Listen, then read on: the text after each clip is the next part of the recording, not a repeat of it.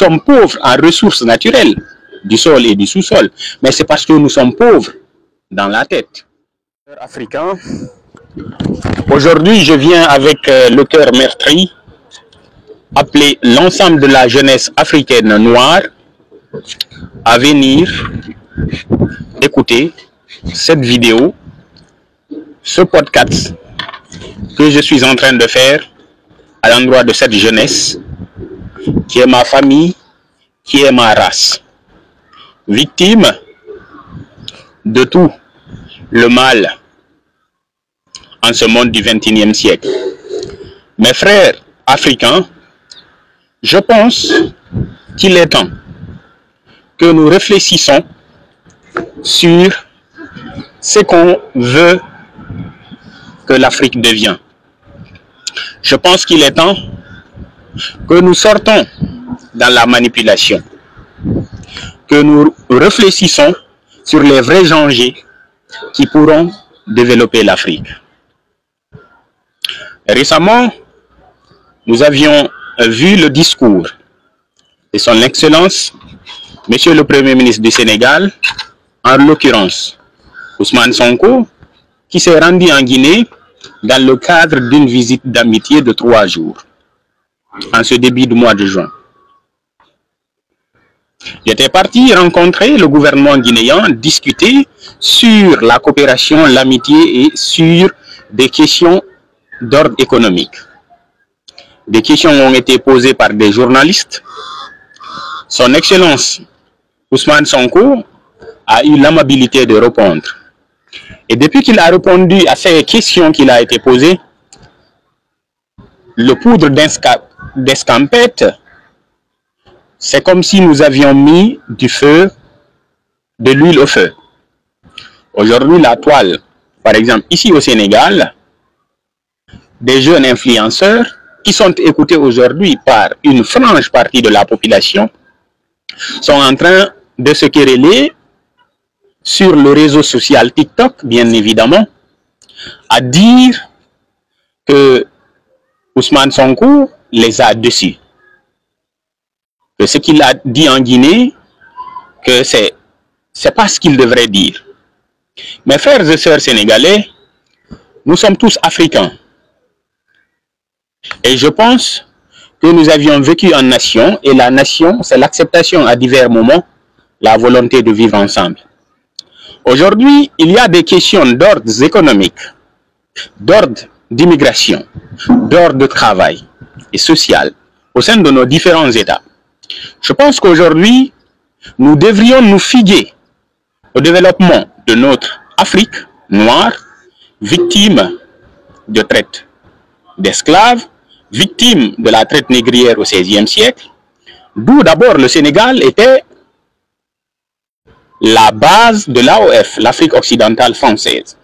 Tous les États qui ont été colonisés par la France, les esclaves qu'on prenait en Guinée, au Ghana, au Mali, au Burkina, au Niger, on les amenait au Sénégal, à l'île de Gorée.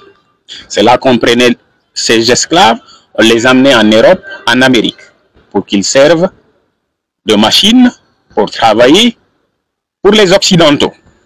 Et aujourd'hui, beaucoup de nos frères et sœurs sont en train d'appeler à la xénophobie, d'appeler aujourd'hui à la violence. Aujourd'hui, beaucoup de nos frères se lèguent à dire qu'il faut qu'au Sénégal, que nous imposons des règles, des restrictions à l'endroit des étrangers. Par exemple, mettre en place la carte de séjour pour que les étrangers qui viennent au Sénégal puissent payer leur carte de séjour pour pouvoir résider au Sénégal. Et d'où même, d'autres aussi appellent à ne plus revendre les terres sénégalaises aux étrangers. Je pense que nous les Noirs, personne n'est étranger à quelqu'un ici.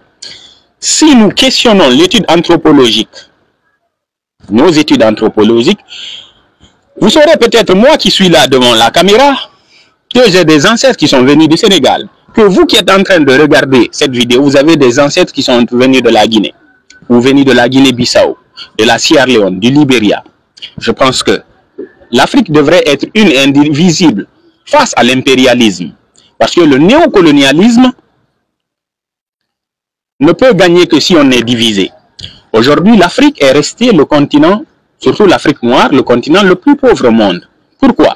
Ce n'est pas parce que nous sommes pauvres en ressources naturelles, du sol et du sous-sol, mais c'est parce que nous sommes pauvres dans la tête. Nous ne réfléchissons pas très bien. Nous pensons que le mal vient de l'autre. Harry Lopez a dit, d'abord, quand je prends ce que Thierno Monenembo, l'écrivain guinéen, avait dit dans Crapaud Brousse, il dit eux qui auraient dû être la solution. Ils ne l'étaient en rien, mais c'était eux plutôt le problème à la lumière de la vérité. Il parlait de l'intellectuel noir. Aujourd'hui, nous avons des préfets du colonialisme, du colon en Afrique, qui servent les intérêts impérialistes, qui servent les intérêts du néocolonialisme. Aujourd'hui, le Sahel, par exemple, le Mali, le Niger et le Burkina sont des pays aujourd'hui où il y a le terrorisme. Et parmi le terrorisme qui est là-bas, il y a aussi des gens qui ont décidé de prendre leur destin en main. Quand je prends la communauté Poulakou, d'où je suis fils, il y a des peuples qui sont exterminés à Solinjo, tués au Mali, au Niger, un peu partout, en Afrique, séquestrés. Tout simplement parce qu'ils ont revendiqué leurs droits au sein de leurs États. Mais on n'a jamais vu une solidarité, par exemple, ici ou ailleurs, concernant ces tueries xénophobes. On dit que les peuples qui sont, par exemple, à Solenzo, ce sont des terroristes. Alors que quand nous prenons comment on appelle, les forces de défense et de sécurité, et aujourd'hui, ceux qui sont au niveau, en tout cas, les VDP, ils partent dans des villes, dans des villages où se trouve une communauté peul, ils exterminent même des bébés, ils tuent tout le monde, ils violent les femmes, ils tuent tout le monde. On n'a pas vu une solidarité, par exemple, ici au Sénégal, récemment, il y a eu une manifestation de soutien à Gaza. Mais tout ça, on n'a pas vu. Bon, c'est-à-dire, le noir devient le loup contre son frère. L'impérialiste a voulu que nous ayons cette idée. Dire que, par exemple, c'est le Peul, c'est lui le problème du Sénégal. C'est le Sérère qui est le problème du Sénégal. C'est le Diola qui est le problème du Sénégal. Je pense que le problème de l'Afrique, c'est nous les Africains. Il faut que nous méditons. Il faut que c'est-à-dire, nous mettons en place des bases de développement. Aujourd'hui, si nos différents États ont des problèmes de gestion, je pense que c'est à nous, jeunesse, c'est à nous, peuple africain, de demander des comptes à l'endroit de ceux qui nous gouvernent. Au lieu de se chamailler, de se quereller, c'est-à-dire à jeter la faute à quelqu'un d'autre. Nous souffrons de corruption, nous souffrons de gabegie financière, nous souffrons de tous les noms d'oiseaux. Je pense que l'Afrique devrait se solidifier, se solidariser. Aujourd'hui, il y a le mimétisme culturel, il y a le métissage culturel entre les communautés africaines. Tu vas voir une Peul de la Guinée qui se marie avec un Sérère du Sénégal, un Wolof du Sénégal. Les fils qui naîtront de cette, en tout cas, de cette union ont la double nationalité. Si aujourd'hui on se querelle à dire il faut que les Guinéens rentrent chez eux, il faut qu'ils quittent le Sénégal parce qu'ils ont envahi le Sénégal, je pense que vous remettez en cause même les enfants ici des relations entre Sénégalais et Guinéens. Et cela ne peut pas développer l'Afrique.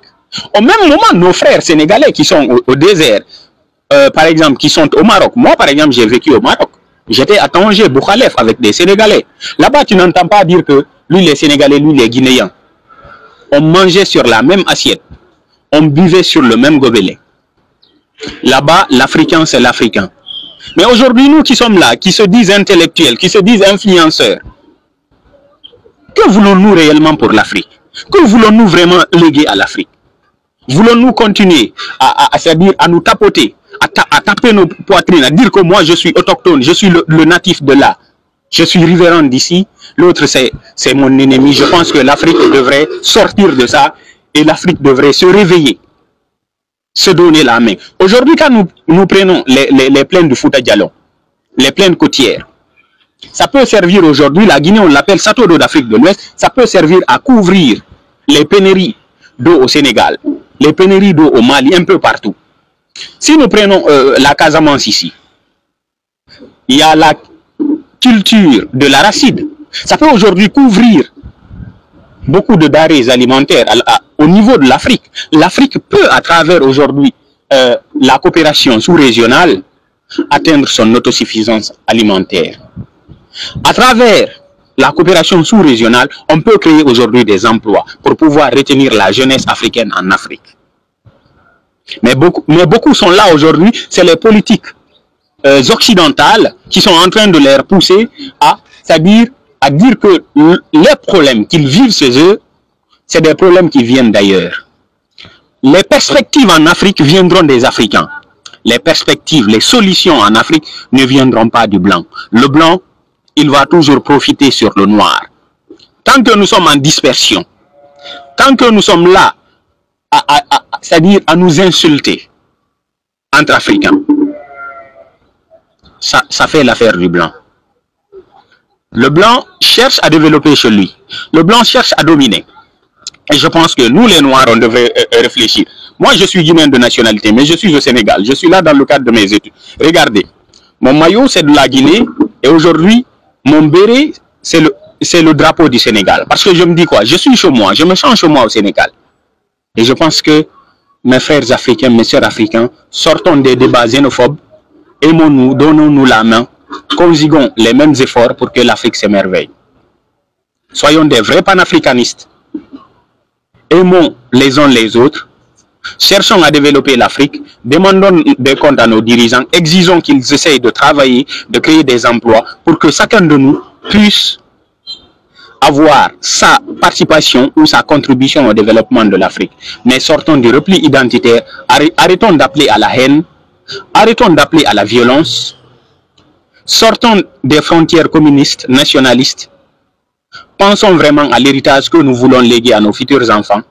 Parce que nos parents qui étaient là hier, nos devanciers sont partis et nous aussi tôt ou tard nous partirons. Je pense que c'est en cela que l'Afrique pourra aller de l'avant. Vive l'unité africaine. Je vous remercie.